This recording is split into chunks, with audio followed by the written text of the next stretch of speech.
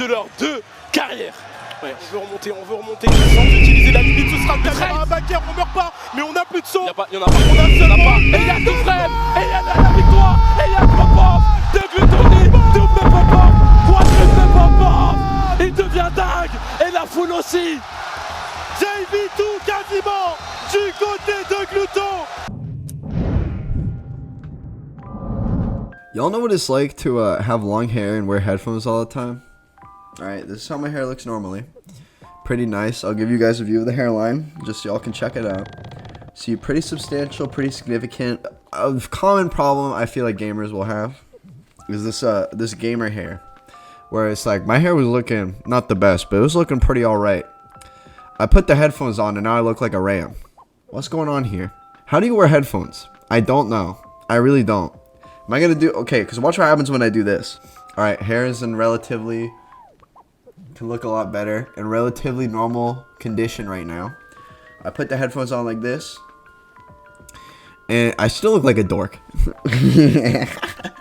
And this is how we rock it. It is what it is. Now I do have an ear flat out for this side for auditory reasons, but I keep burping today also. What's up with that? Have y'all noticed that? Alright, if y'all have been paying attention to Smash all this weekend, y'all probably watched Tera, which was a fucking absolutely banger event. So fucking hype.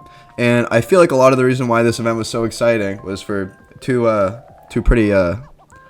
obvious reasons. I feel like the EU crowd, because this was a European event, which is an important detail of this. The Europe crowd was going absolutely nuts, and it wasn't only for Bloom Forever and for fucking Gluttony and, you know, their European players. It was for fucking the whole, it was for Smash Bros, bro. Those Europeans were getting lit for Smash. Bro, even if it wasn't Bloom or Gluto, I heard them cheering for Tweak loud as shit. They were big Tweak fans. You wouldn't expect it, but Europe loves Tweak for some reason, and I gotta admit, I do too. We'll get into it. I have a hard time really just kind of finding a good place to start in this video, to be honest. So I'm gonna start with the easiest shit that I can muster up. We'll work our way up to grand finals at the end of the video, and we'll talk about it. We'll have a good time. We'll talk about it. Now, first thing I wanted to talk about, we'll just do a quick overview of the top 8. As you can see, Gluttony won the entire event, barely clutching it out at the very last second. I think he killed he was at like 130 plus, and he killed Tweak at like 50. As a big Tweak fan myself, I'm not gonna lie, this is one of the saddest grand finals I've ever watched, just because of course I wanted Tweak to win. I need a new screensaver. It's been since January since we've gotten a significant Tweak dub, and I'm still waiting because I do need a new screensaver for my phone. It's about time we saw a big Tweak national dub, not gonna lie. I'm expecting it next couple tournaments, not gonna lie, because Tweak was playing phenomenally. But of course I am a little disappointed, but I'm happy for Europe, because I think Gluttony last week having such a close set with Spargo in Spargo's home of Mexico, Spargo taking it was very poetic, as a, you know, after not doing so great at SmashCon, it was important for him to win an event in his home territory. And I'd say the same for Gluttony, honestly, because he had that close ass set versus Spargo, and being able to pull through versus Tweak in a last hit situation essentially was just so fucking exciting for watch. Let's just talk about the crowd for a second. I think this European crowd was one of the most passionate, like, insane crowds we've had at any tournament. And I'm not gonna lie, it's not like it was all cupcakes and rainbows. They did cause a few problems, but outside of that, it was just like, you could tell how much Europe was getting hyped for their boy, especially Gluttony. But dude, they were fucking eating this shit up. It was crazy. We'll talk about the French crowd. First little thing I wanted to talk about here is this little clip I saw Tarek post. Now this was you know, losers top 12. This is for top 8, I'm pretty sure. And it was Tarek versus fucking Raflo. So France versus Germany. Very exciting set, and Tarek was up 2-0 on Raflo if I move my thing. Now, as you can see in the French dimension, of course they're rooting for their boy Raflo, because that's just how it goes. And if you see that fucking Tarek just hydro pumps to his death and kills himself. He's clearly just trying to hydro pump to that Town and City platform. He wants to go to that Town and City platform because he knows it's coming. But he misses that shit.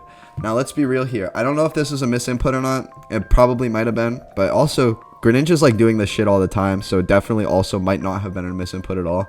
But Let's be real here. That was some silly fucking decision making coming out from Tarek. I don't know why he would go for such silliness in such an important set. Now, if you hear the crowd, the second Tarek SDs. Now, as I previously stated, Rothflow's their boy. They're rooting for Rothflow. You know what they start chanting? Thank you, Tarek. Thank you, Tarek. They're saying thank you, bro. They're saying thank you, Tarek, to his ass. Which, I'm gonna be real.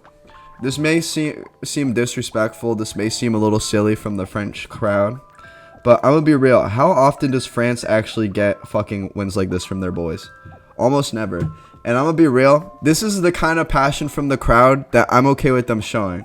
I'm not gonna lie. Tarek's up 2-1. He can definitely push this off. I will admit, it is a little rude.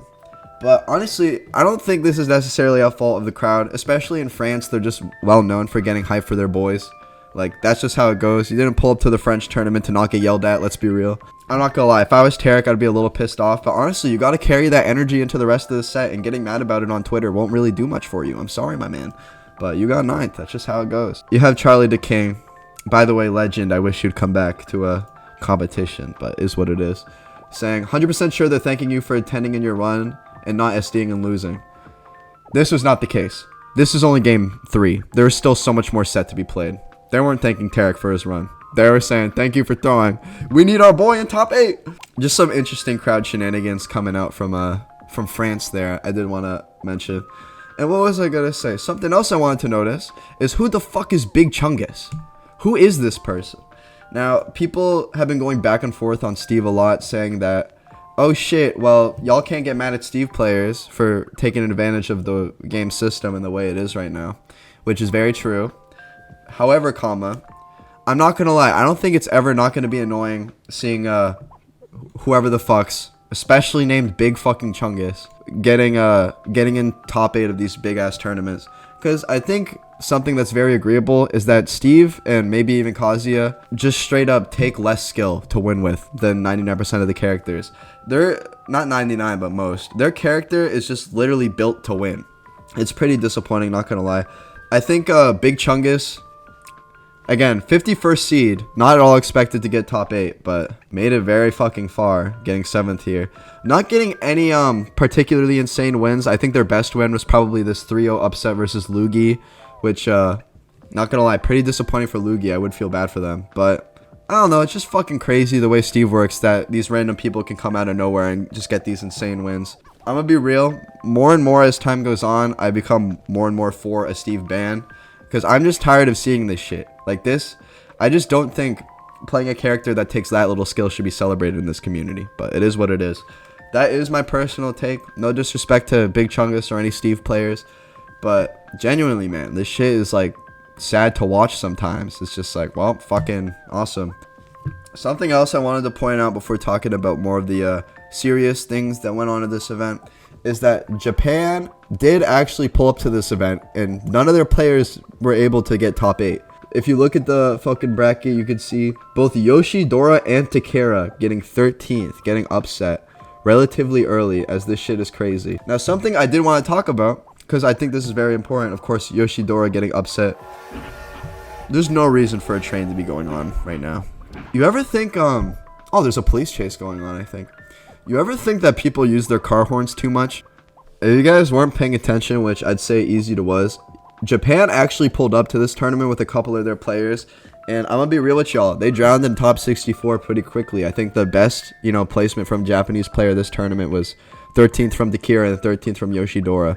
Now, something that's interesting that happened is that Rothflow actually beat Yoshidora, which I don't think anyone expected, to be honest, considering how highly touted, I don't know what the word is, but how highly regarded Yoshidora is in our community.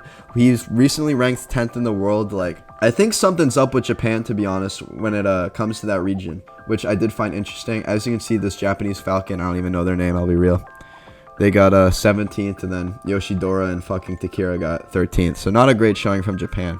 Something that I think is interesting, though, is that since this is Japan traveling to Europe, which is a very rare thing. I don't think Japan ever goes over to Europe and really plays against these European players. Something that I think that Japan has over almost every other country is that it's very similar to Australia, but in a very different way. Whereas Australia and Japan are both like pretty much segregated islands, right? Like if you want to get results outside of Australia, you have to take a flight out of your region to go somewhere, which is a very heavy undertaking. The difference though is that Australian players, to get ranked top 100, 200 in the world, quite literally have to travel, because if they don't, they're never going to get any placings, because there's not a lot that happens in Australia. But with Japan, they have an advantage. They get to play the same people all the time, not really travel that much, and they can still get top 5, top 10 wins and stack up those points for the ELO. You know what I mean? So honestly, Japan players can still eat in Japan without almost ever playing against Europe, Australia, America, or Mexico, or Canada. Like, they don't actually need that worldwide experience, that worldwide results to actually be ranked top 10. So I think something that should be taken into account for the rest of the ranking season is that players who travel probably should be rewarded. I'm not going to lie. Because if you look at NA at least, a lot of Canadian, American, and Mexican players be traveling to Japan, be traveling to Europe to really test their skills and get those results, whereas a lot of Japanese players do tend to stay in Japan and kind of farm those wins. So honestly, interesting showing to see that. I think honestly a lot of Japanese players don't have that kind of experience outside their own country. It's just interesting to see them come to Europe and not really do that well, to be honest. That's all I'm saying. A little bit of an observation there for y'all, if y'all are into observations. Also, something I noticed at this event, y'all ever notice Zoma's profile picture is a picture of Olimar smoking weed? That kind of goes hard. I wanted to talk about Zomba real quick, because Zomba also had a very interesting run at this tournament. As you can see, he beat getting wins over Kendrick Olimar and Skipper and Oge, but losing pretty early to Crepe Saleh, which who the fuck knows who this person is until today, because they're actually a 15-year-old Wario player. I didn't look, I was saying this in my group chat, but I didn't think Wario players had it like that. I didn't think 15-year-old Wario players could come out here and do shit like that. But Crepe Saleh getting the fucking dub over Zomba, which is a very big deal. But after losing to this person, Zomba, they bunkered down, they hunkered down, and they're able to like cruise their way into top 8, getting some insane wins over Mr. R Yoshidora and Andres FN. Which is just an absolutely wild losers run coming out from Zomba, but surprisingly getting 3-0'd by Bloom Forever, which is another player that I think falls into this category of these Japan players, not necessarily Japanese, but in this category where they're not traveling outside of their own home region that often. So I think this may work on the flip for Bloom Forever, where I felt like Zomba wasn't ready for that top level Bayonetta, matchup. Bloom Forever definitely taking advantage of it with that clean 3-0. Now, something else I just wanted to talk about real quick.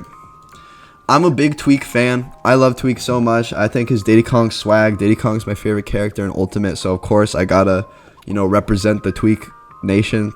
Now, I just gotta talk about Grand Finals real quick. Now, Winners Finals, if y'all were watching, went very smoothly.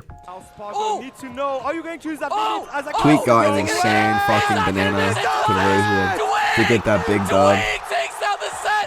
Big fucking pop off. And as you can see, this is the second time within a week I've heard Hazmat's voice like break on comms. He's going absolutely stupid for Tweak. Are you serious?